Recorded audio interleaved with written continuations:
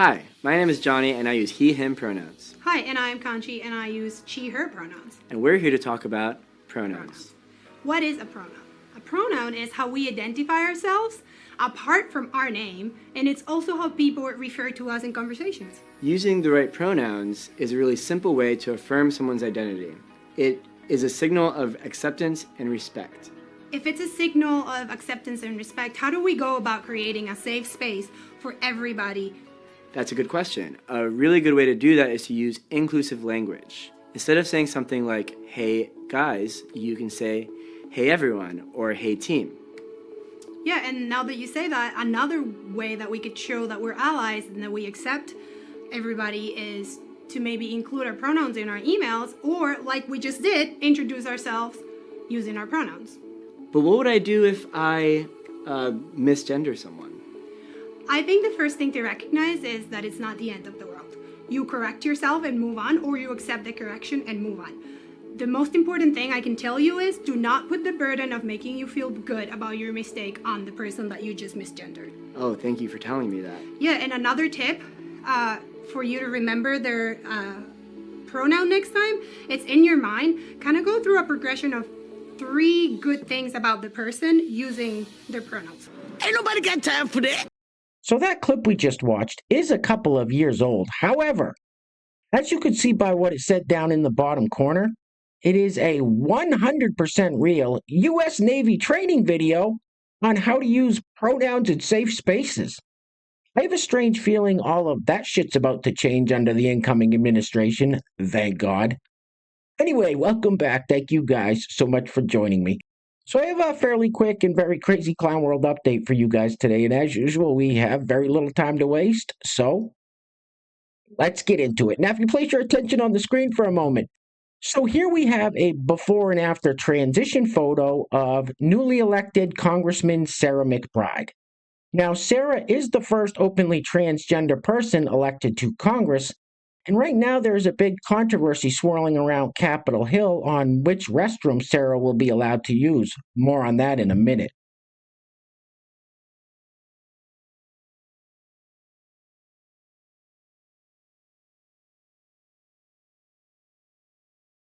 They're the same face! Doesn't anyone notice this? I feel like I'm taking crazy pills! So Republican Congresswoman Nancy Mace doesn't want anyone in the ladies' restroom with her that still has their, you guys know what I'm talking about. My meat and 2 veg, my twig and berries. Yeah, that. So Nancy Mace doesn't want anyone with the old wedding tackle, and that includes Sarah McBride, going into the ladies' restroom with her, understandably. So she put a resolution on the House floor saying that everyone in the Capitol would have to use the restroom that matches their biological sex, and Speaker Mike Johnson passed that resolution. Well, that made a lot of people upset, including mainstream media journalist Katie Couric.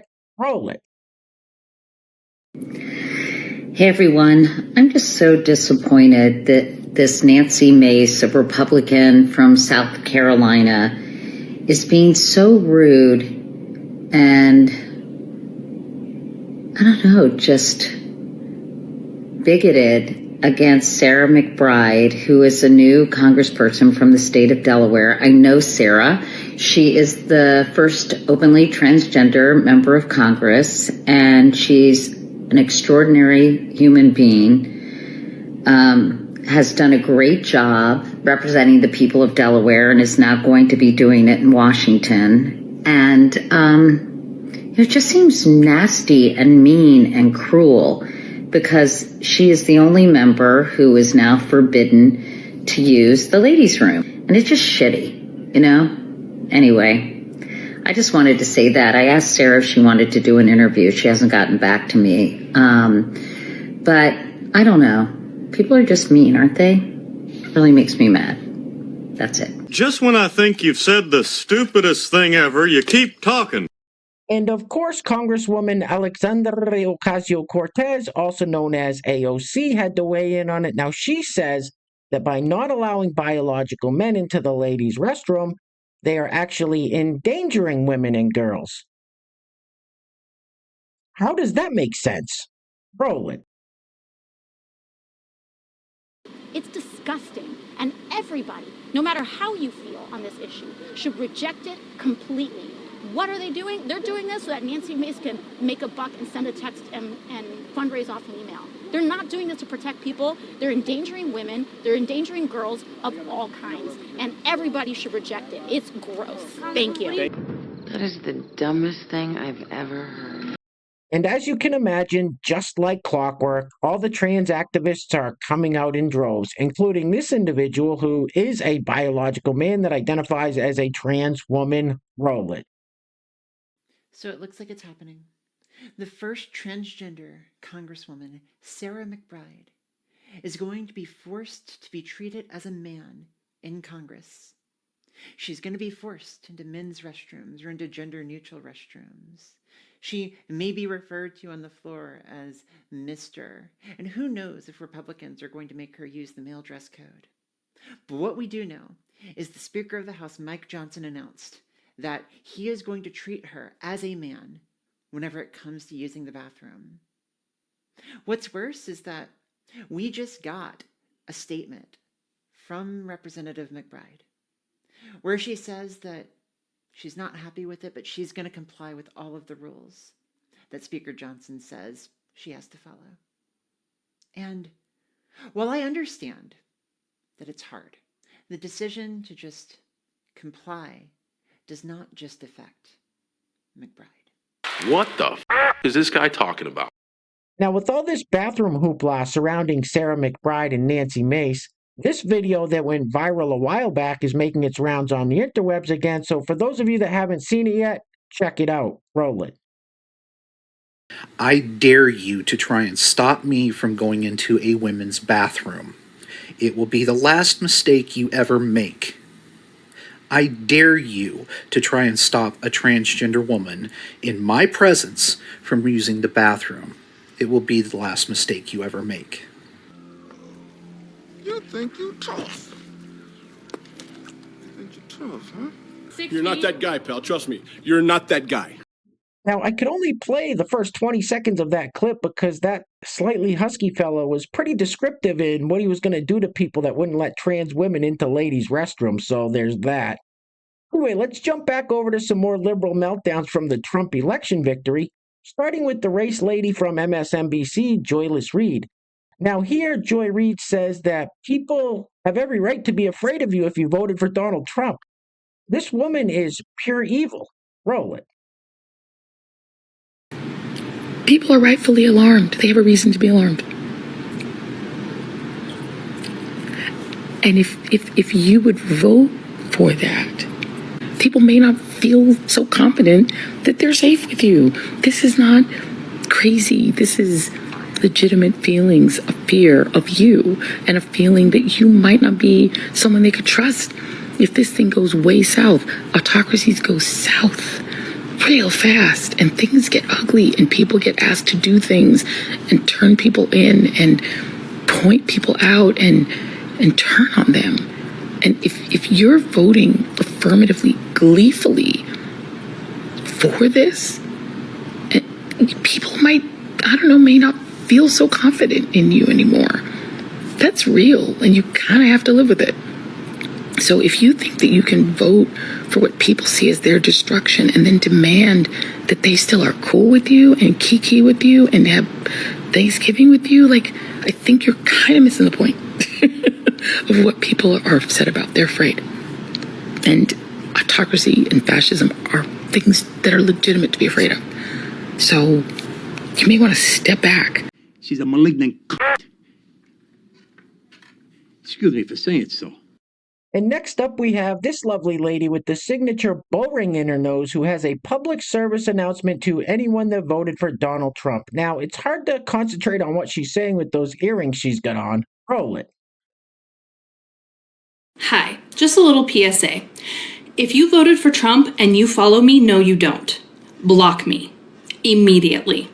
This will not be a safe place for you. It is no longer about opinions, it's about morals. You knowingly backed a piece of shit. So, like I said, if you voted for Trump, immediately block me. I don't care about my follower count. I really don't. So, bye. Bye, bitch. Guys, real quick, before we go any further, I want to give a huge shout out to the sponsors of today's video. And while I'm doing that, I'm going to let this loop on the screen. Now, I have to leave it muted because it's copyrighted, but the song The Lady in Red is playing in the background of this video. Can you imagine? Anyway, today's video is being brought to us by our first sponsor is none other than Pastor Bob Rogers. Pastor Bob, thank you so much, sir, for sponsoring today's video. I really appreciate the support. And the second sponsor of today's video is the Etsy store Red Clover Fields. Now, many of you know that is my wife's Etsy store, and she's got some fantastic stuff on her website. Stuff I use every day, and I swear by it. So if you're looking to get away from some big pharma products and maybe look for some more natural remedies, definitely go peruse her store. I will put a link to that in the description box below. And I want to give a big shout out to today's honorable mention, Jennifer Strickland, for leaving a super thanks on the last video. So Jennifer, thank you very much. I really appreciate it. So once again, today's video sponsors are Pastor Bob Rogers in the Etsy store Red Clover Fields, with the honorable mention going to Jennifer Strickland. Now, if you'd like to sponsor the next video and help support the channel, there is a PayPal link in the description box below, and I will say your full name as a sponsor of said video unless stated otherwise by you. All right, I think we've all seen enough of this lady in red for one day. Get this off the screen, please. Ugh.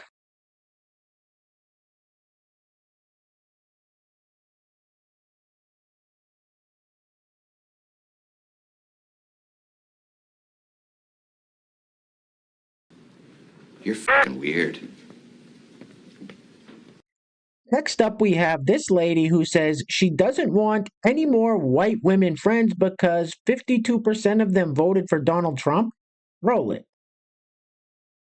Tell y'all a conversation that I had with the cashier here in my little Trump town at a fast food restaurant.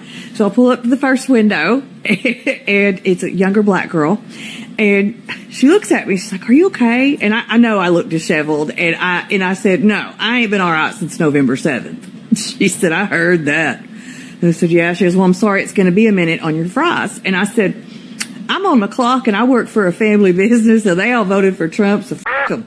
Take your time." She laughed. Yeah, that's not funny. So then I get to the second window and it's an older white lady. She's like, "How are you?" And I was like, Like, I didn't respond. She hands me my stuff. She's like, "Have a nice day." I didn't respond. You're like, "Why are you being rude to the white lady?" Because 52% of you bitches voted for him. And you'd be like, "Well, it wasn't me." And I'm like, I'm to the point in my life, I don't need any more white friends. The only white friends I got is the white friends I got right now. And if you're a white person and you ever want to be my friend, you're going to have to go through a whole rigmarole to get into my space. I don't trust a fucking one of you. That's just self-centered and racist. You need to shut the fuck up. All right, we're going to step away from the liberal meltdowns for just 1 second and listen to this young fella tell us how he's sometimes not a man, but he is always a woman. Wait, what? Roll it.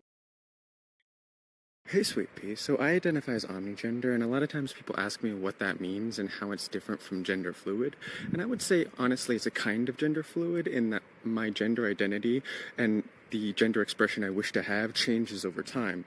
But the main difference, or at least the main added feature as opposed to just straight gender fluidness, is that I always feel like a woman, and sometimes I'm also a man. Like, if you're gendering me female and using, like, feminine honorifics like queen or whatever, to me, it's always comfortable and euphoric, but I'm only sometimes comfortable with the masculine ones, like king or prince. They don't really tend to make me uncomfortable unless I feel like you're saying that I'm not a woman, but sometimes they don't make me euphoric, just because, like, I don't know, sometimes I'm not a man. I'm always a woman, though. And, like, that's the main difference, is omnigender is, like, this and this, whereas gender fluid is this or this. I don't know, you know? But I'm not the one who governs what words mean.